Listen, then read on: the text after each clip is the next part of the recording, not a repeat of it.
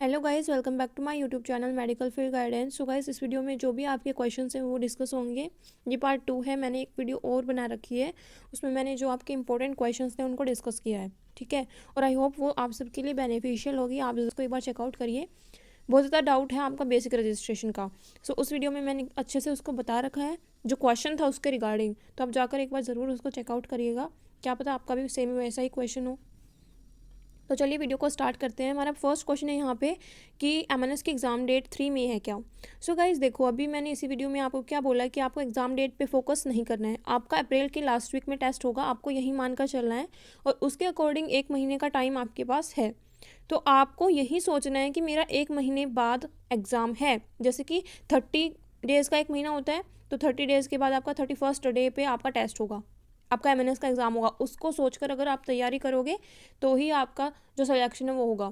ऐसे मत सोचो कि अभी 3 मई को होगा या फिर नहीं होगा, और डिले हो जाए तो अच्छा है। ये चीज़ सोचोगे ना तो सिलेक्शन नहीं होगा, क्योंकि पढ़ना आपको है। अभी टाइम जितना डेवोट करोगे पढ़ाई में उतना अच्छा होगा। यहाँ सब में टाइम वेस्ट मत करो।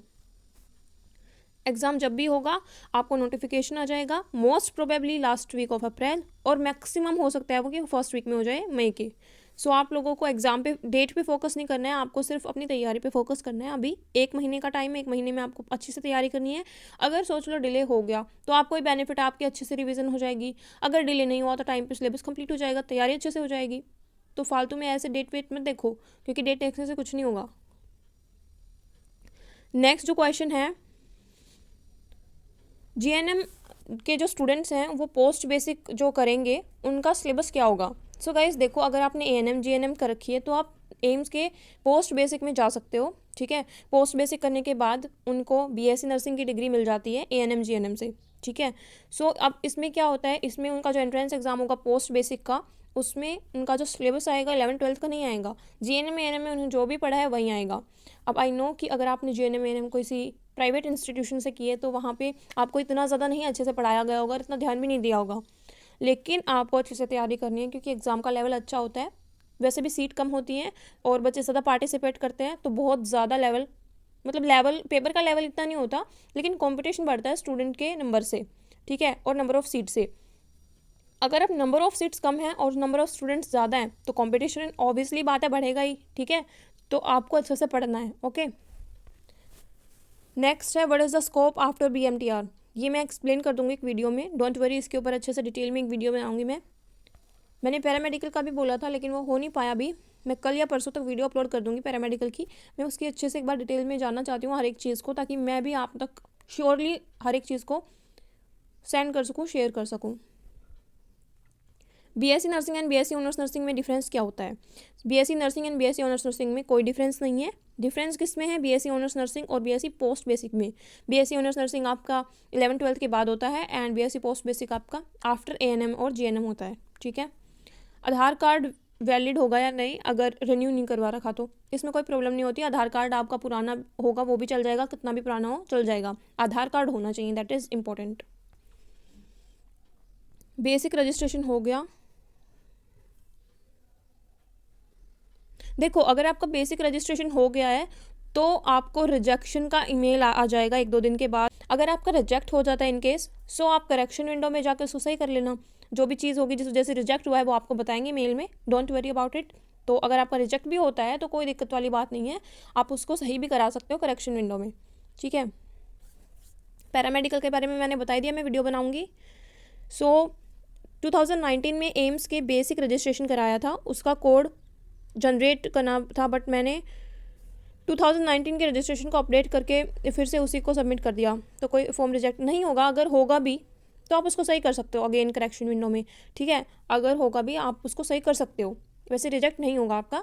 अगर बाई चांस और कोई गलती हो और रिजेक्ट हो जाए तो आपको रीज़न भी वो साथ में देते हैं कि क्यों रिजेक्ट हुआ है, तो बाद में आप उसको सही कर सकते हो, ठीक है।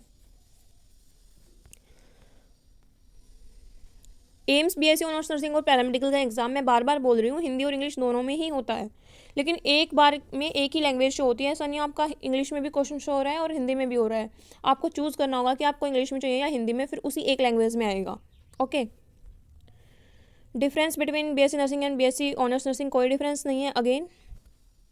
मैम बुक कौन सा लेना है बताओ प्लीज़। देखो, मैं आपको एक बात बता देती हूँ, देखो सबसे पहले बच्चों के क्वेश्चन आते हैं कि प्रीवियस ईयर क्वेश्चन बुक बता दो। सो सबसे पहला बात, चाहे एमएनएस का एग्जाम हो, चाहे बीएससी ऑनर्स नर्सिंग का हो या फिर पैरामेडिकल का हो, ये सारे ऑनलाइन एग्जाम होते हैं। ऑनलाइन होते हैं तो आपको पेपर तो मिलता नहीं है, तो कोई प्रीवियस ईयर क्वेश्चन बना नहीं सकता। अभी पेपर ही नहीं है तो कोई पुराना, जैसे नीट में आपको मिलता है वैसे नहीं मिलता आपको। सो जो अगर हमारे यूट्यूब पे वीडियोस आप देखते हो एमएनएस प्रीवियस ईयर क्वेश्चन, वो कहाँ से आते हैं? वो आपके जो स्टूडेंट आपका एग्जाम देने जाते हैं उनके मेमोरी बेस्ड क्वेश्चन होते हैं कि हाँ इस टाइप का क्वेश्चन आया था, ठीक है। सो एज सच कोई बुक नहीं है, सीरियसली नहीं है। और एनसीईआरटी के अलावा और कहीं पे फोकस मत करो। ऐसा मत सोचो कि मैं एनसीईआरटी नहीं पढ़ूंगा तो टेस्ट हो जाएगा, नहीं होगा। एनसीईआरटी मस्ट है, आपको पढ़नी पड़ेगी।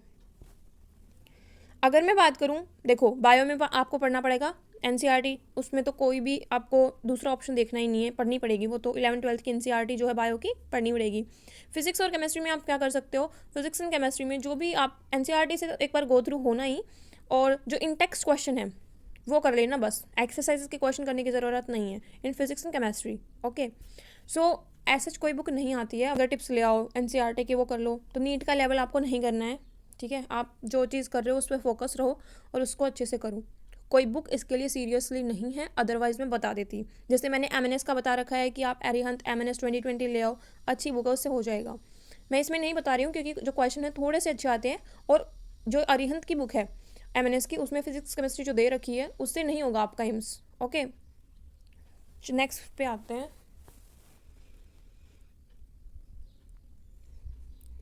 मैम जिनका लास्ट ईयर बेसिक रजिस्ट्रेशन हो चुका है उन्हें नहीं कराना, बस उनको रिन्यू कराना पड़ेगा।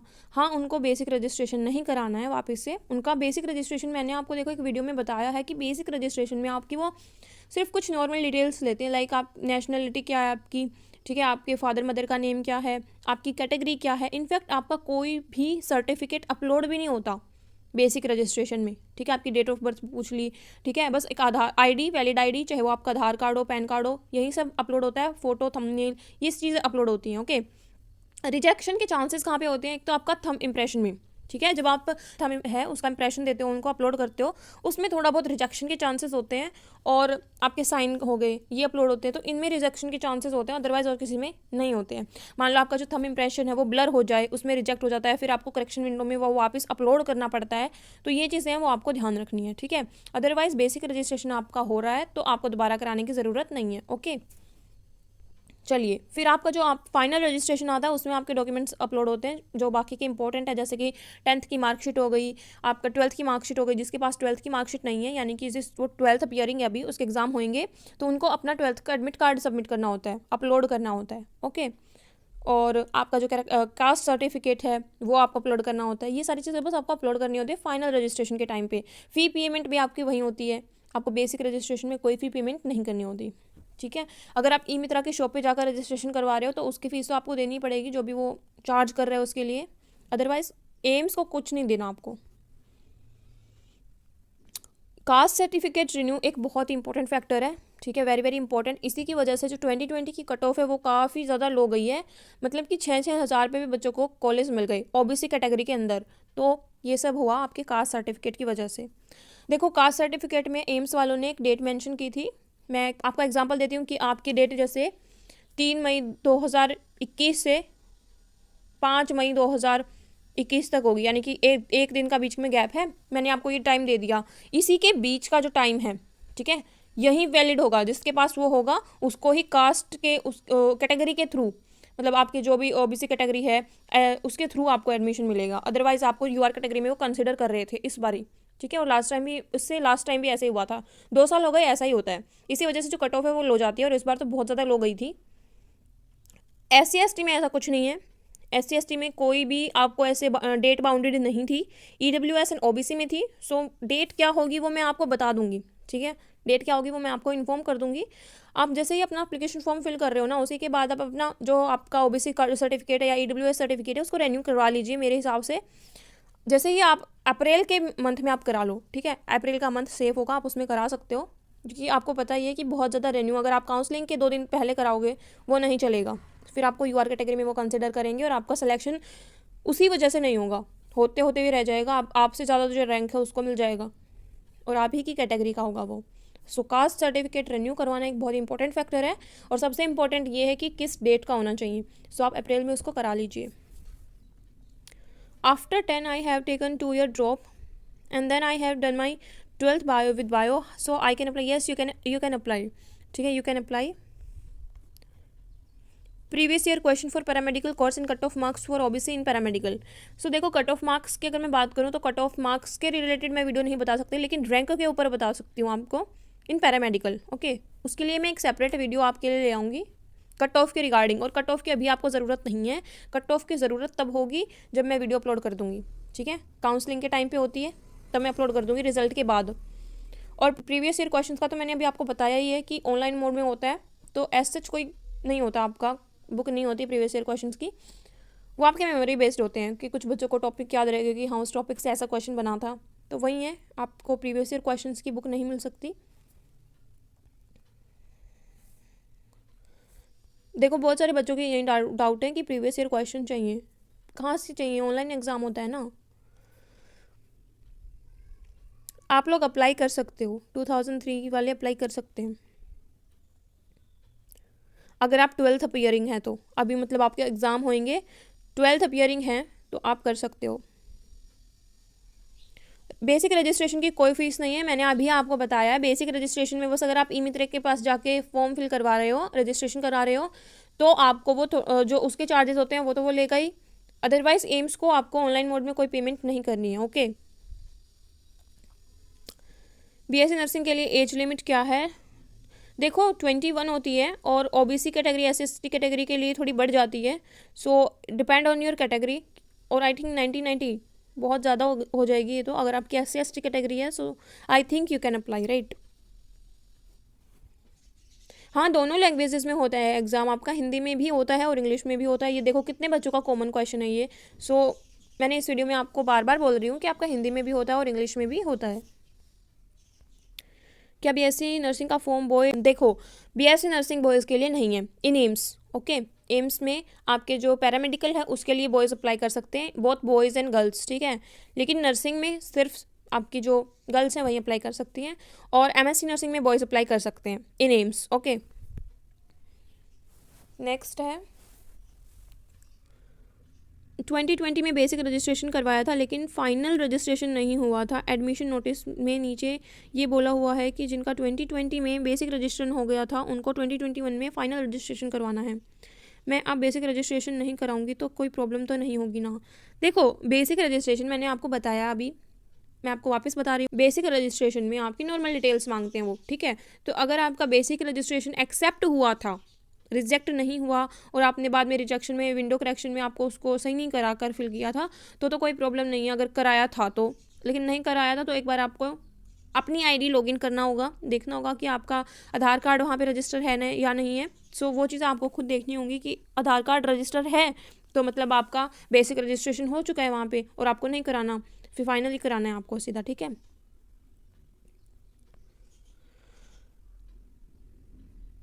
पैरामेडिकल की मैं एक वीडियो बना दूंगी, BMLT, BMTR और पैरामेडिकल BSLP, इन पे वीडियो बना दूंगी। देखो, एम्स के लिए कोई बुक नहीं है, ऐसे NCERT आपको फॉलो करनी पड़ेगी, मैंने आपको ये पहले भी बताया है। एम्स की प्रिपरेशन कब स्टार्ट करवा रहे हो यूट्यूब पे? सो ये 21 मार्च से स्टार्ट हो जाएंगे। ठीक है, देखो हम प्रिपरेशन कैसे करेंगे, ऐसे नहीं कि मैं आपको पूरा पूरा चैप्टर करवा रही हूँ वीडियो में, वो क्या होगा, थोड़ा बोरिंग भी हो जाएगा, क्योंकि मुझे पता है आप में से अगर 100 बच्चे चाहते हैं कि मैं वीडियो बनाऊँ रिगार्डिंग द क्रैश कोर्स, तो उसमें से सिर्फ 10 बच्चे सीरियसली उस चीज़ को लेते हैं। ठीक है, लास्ट तक। सो इसमें हम क्या करेंगे, आप लोगों को मैं एक दिन पहले बता दूंगी टेलीग्राम पे कि आज आपका ये जो चैप्टर है इसके क्वेश्चन हम डिस्कस करेंगे, चाहे वो बायोलॉजी का हो, फिजिक्स का हो या केमिस्ट्री का हो। आपको NCERT से वो चैप्टर पढ़ना है और उसके क्वेश्चंस फिर हम साथ में सोल्व करेंगे। मैं वीडियो बना दूंगी क्वेश्चंस की, ताकि आपको ये माइंड में स्टक हो जाए कि हाँ ये क्वेश्चन मुझे आता है, यानी कि मैंने चैप्टर अच्छे से पढ़ा है। ठीक है, सो इस टाइप से हम एम्स की प्रिपरेशन करेंगे। ऐसा नहीं है कि मैं पूरा लेक्चर आपको पढ़ा रही हूँ और उसका कोई रिस्पॉन्स नहीं आ रहा। ठीक है, so thank you guys for watching this video. इस वीडियो में मैंने आपके जो भी क्वेश्चन है वो कवर कर दिए हैं, और अगर आपका कोई और डाउट है तो आप कमेंट बॉक्स में मुझसे पूछ सकते हो। एंड अगर आपने मेरा चैनल अब तक सब्सक्राइब नहीं किया तो प्लीज़ सब्सक्राइब कर लो और बेल आइकन को भी प्रेस कर लो ताकि जब भी न्यू वीडियो आए तो आपको नोटिफिकेशन मिल जाए।